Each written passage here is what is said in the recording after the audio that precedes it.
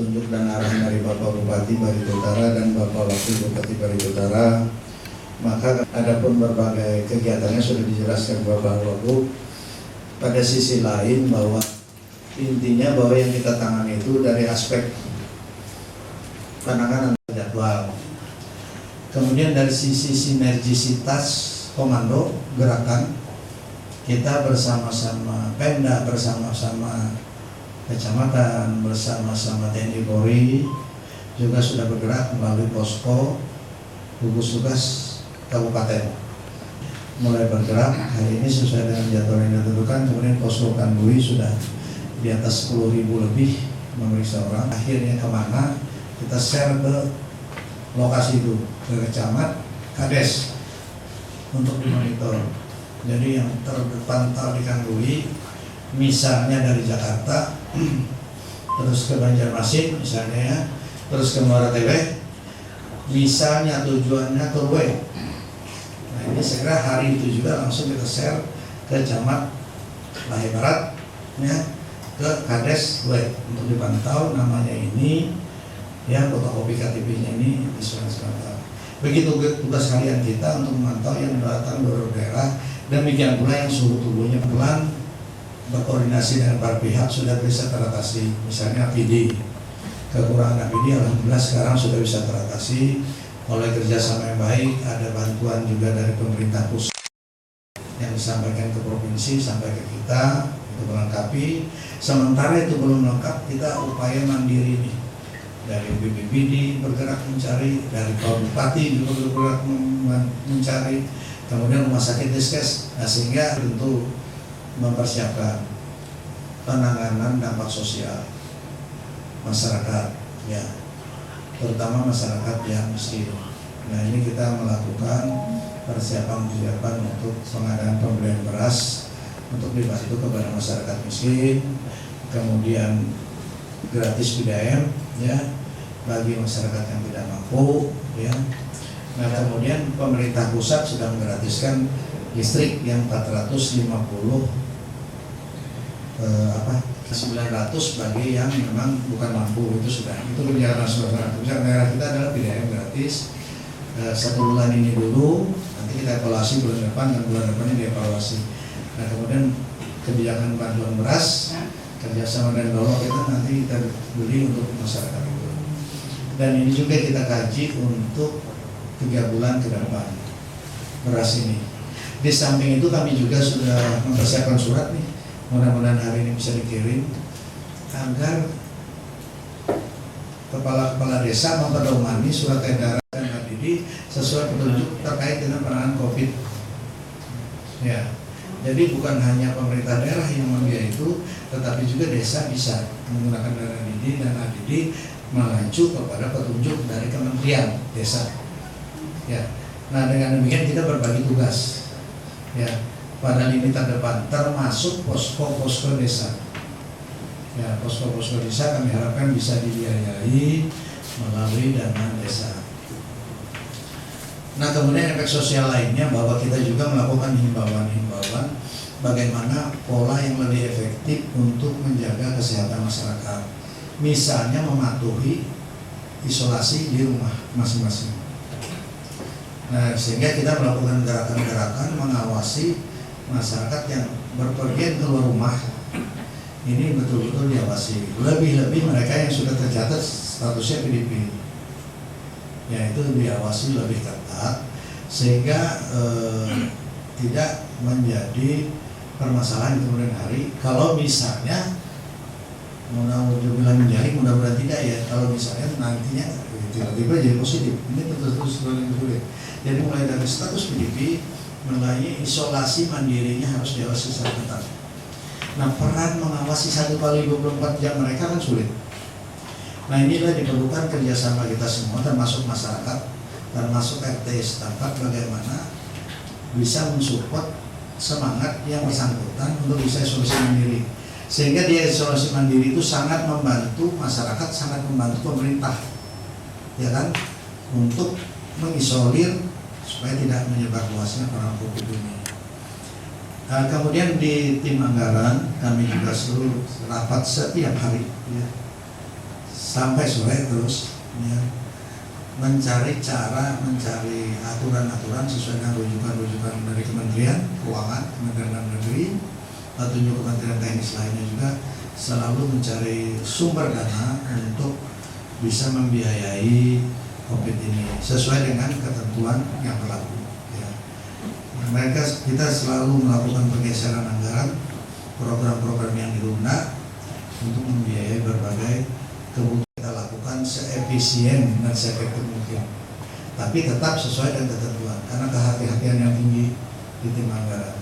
Dan ini pun selalu kami laporkan kepada pimpinan sebelum kita mengambil keputusan melakukan pergub melalui perubahan. Jadi apa boleh buat ini Pak Wakil Bupati, pergub melalui perubahan kita untuk APBD berkali-kali ini menyikapi situasi keadaan per minggunya yang terus berubah. Kebijakan dari pusat yang petunjuk yang juga selalu kadang-kadang agak berubah. Nah, tetapi tetap pada koridor ya. Dan tidak menambah belanja APBD. Tidak menambah belanja APBD sebagai bahan kelengkapan saja Pak dalam rangka ini.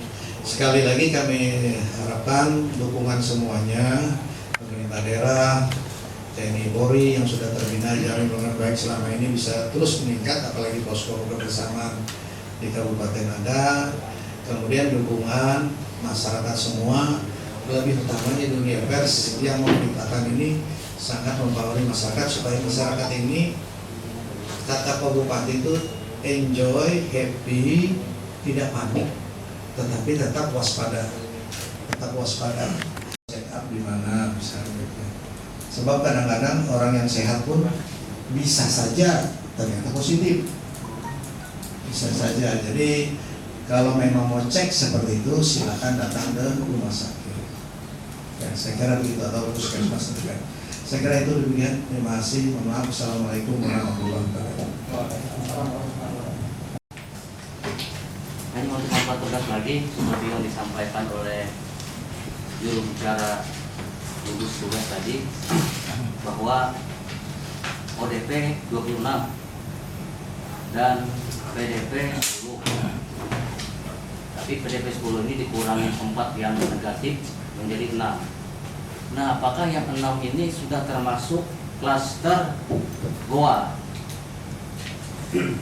Karena klaster Goa ini kan baru disampaikan hari ini. Itu yang pertama. Jadi untuk mempertegas saja biar pemberitaan nanti tidak salah. Yang kedua, seperti yang disampaikan oleh Ketua Gugus Tugas tadi, dengan kebijakan dari pusat yang berubah-ubah, otomatis di daerah juga akan berubah, terutama masalah anggaran. Apakah tetap dari kita menganggarkan 10 itu atau mungkin juga nantinya berubah Pak? Bertambah atau berubah? Nah, mungkin 2 poin itu saja yang kami sampaikan. Terima kasih. Assalamualaikum warahmatullahi wabarakatuh. Kalau itu PDP apa DP? Nah, terus itu riwayatnya apakah tinggalnya di dalam RW atau di luar RW? Cukup itu. Terima kasih. Untuk di posko Kandui itu saya dengar tadi sudah puluhan ribu warga kita yang sudah diperiksa atau di rapid test. Nah, yang ingin saya tanyakan, sejauh mana kemungkinan apa itu rapid test itu bisa berhasil? Maksudnya, apakah dengan rapid test itu terus sudah bisa ditentukan bahwa dia itu termasuk dalam kategori gejala COVID-19 atau bagaimana? Itu Pak, karena di masyarakat lagi apa namanya masalah rapid test ini, apakah itu menjamin gitu bahwa yang bersangkutan tidak terkena COVID-19? Itu saja Pak, terima kasih. Mengenai masalah masker Pak, kemarin ada sudah himbauan bahwa untuk semua warga masyarakat maupun aktivitas itu menggunakan masker. Nah, jadi sekarang pertanyaan kami adalah bagaimana caranya, karena masyarakat ini kan sekarang mencarinya susah. Kemudian adakah dari pemerintah membagi secara gratis atau secara cuma-cuma kepada masyarakat maupun kepada siapa yang membutuhkan gitu Pak? Mungkin itu, terima kasih. Sebelumnya Pak Bupati sudah siap rumah sakit ini jadi rujukan gitu aja. Ini untuk PDP yang 10 orang. Jadi ini sudah total Pak. Jadi PDP sampai hari ini kita 10 orang. Yang dinyatakan negatif itu 4 orang, dan dalam proses menunggu ya, yang tadi menunggu 1 kali lagi pemeriksaan itu 3 orang ya. Yang pemeriksaan pertama sudah negatif, nah, pemeriksaan berikutnya, nah ini kita tunggu dulu yang 3 ya, yang 3 mudah-mudahan negatif juga gitu ya, itu yang 3.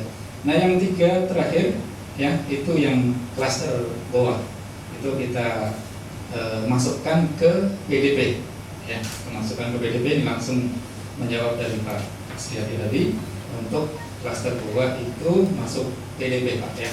Jadi ada tambahan 3 kemarin, yang tadinya 7 kan, kemarin 7, hari ini 10. Jadi yang 3 masuk itu. Terkait dengan alamat, memang di Muara Tewe semua. Ya. Di Muara Tewe di kota kita. Jadi mudah-mudahan nantinya tidak ke arah positif ya. Dan juga ini menjadi kewaspadaan kita juga ya. Ya berhati-hati, yang tadi sudah sesuai dengan himbauan kita, jaga jarak, social distancing, pakai masker ya, jangan berkumpul lebih dari 20 orang, jangan begadang malam, dan juga bekerja dari rumah ya, bekerja dari rumah, belajar di rumah juga, dan juga beribadah itu juga kita anjurkan untuk di rumah juga. Itu mungkin yang alhamdulillah untuk sementara ya, memang belum ditemukan ya, belum ditemukan pelintas itu mencapai atau di atas dari 38 derajat Celcius. Nah ini sebagai kewaspadaan kita tentunya untuk memberikan rasa aman juga kepada masyarakat ya, untuk men-screening pendatang-pendatang itu ya, apabila toh nanti untuk terdapat, mungkin kita temui yang 38 ke atas, baru kita itu 37,5 ke atas ya. Tentunya kita juga observasi dulu Pak, observasi dulu di posko, kita istirahatkan dulu barang setengah jam ya, 30 menit sampai 1 jam, kita kasih obat dulu, paracetamol atau mungkin obat yang lainnya sesuai dengan keluhannya. Kalau toh nanti dia turun suhu tubuhnya, nah itu berarti kita sudah bisa loloskan. Dan juga nanti kita edukasi juga untuk seandainya memang ada gejala ke arah COVID, harus segera menghubungi sarana kesehatan yang ada. Itu untuk yang lainnya mungkin Pak Sekda yang menjawab terkait dengan penganggaran. Pak, diwajibkan baik yang sehat maupun yang sakit untuk memakai masker kalau beraktivitas keluar rumah. Nah, untuk kesediaannya masker itu kan ada beberapa jenis maskernya. Kalau masker yang N95 dan masker bedah ini itu sebenarnya khusus dipakai oleh tenaga kesehatan ya. Jadi Bapak sekalian tidak harus pakai masker yang begini ya. Bisa pakai masker yang kain ya. Karena apa? Kalau kain itu masyarakat kan bisa dicuci kembali. Jadi anjurannya setiap kali 4 jam itu harus diganti.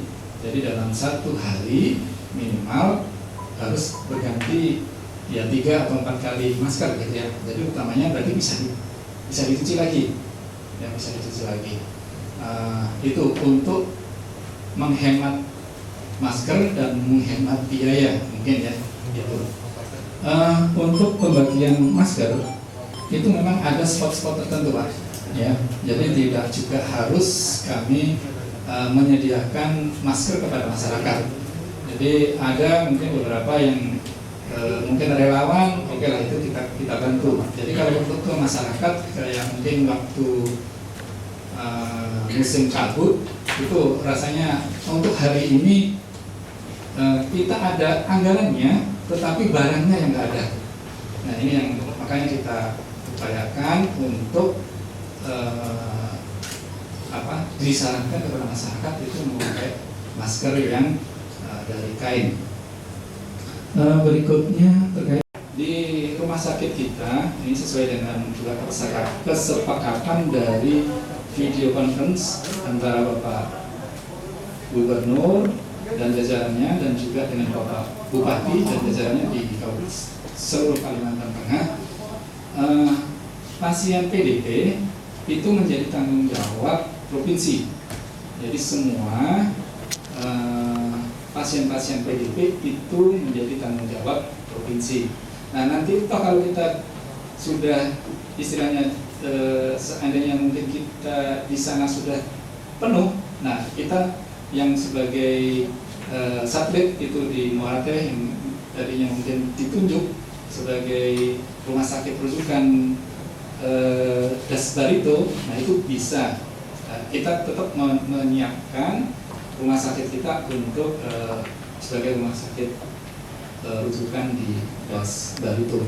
Jadi informasi terkait penanganan dan pengembangan yang telah dilakukan oleh pemerintah kabupaten melalui Satuan Tugas Gugus Tugas COVID-19 Kabupaten Barito Utara sudah disampaikan. Mengapresiasi atas dukungan rekan-rekan pers bersama kami dalam membantu pemerintah kabupaten memberitakan kepada masyarakat luas terkait tentang beberapa penanganan pencegahan COVID-19 di Kabupaten Barito Utara. Harapan dan doa kita semua, semoga Kabupaten Barito Utara selalu dilindungi dan kita dalam keadaan aman sebagaimana harapan dari seluruh masyarakat Barito Utara. Dan jangan lupa pedomani standar operasional prosedur baik yang telah ditetapkan oleh WHO, pemerintah RI maupun pemerintah Kabupaten Barito Utara untuk kita selalu tetap sehat dan waspada. Demikian kami atas nama pemandu acara, terima kasih dan mohon maaf apabila dalam kegiatan press release ini ada hal yang kurang berkenan selama kegiatan berlangsung. Jika ada hal yang ingin dikonfirmasi, kami persilahkan rekan-rekan langsung datang ke sekretariat atau ke posko pada Dinas Kesehatan untuk memberikan informasi-informasi data. Demikian kami akhiri, terima kasih. Wassalamualaikum warahmatullahi wabarakatuh. Selamat pagi dan salam sejahtera buat kita semua.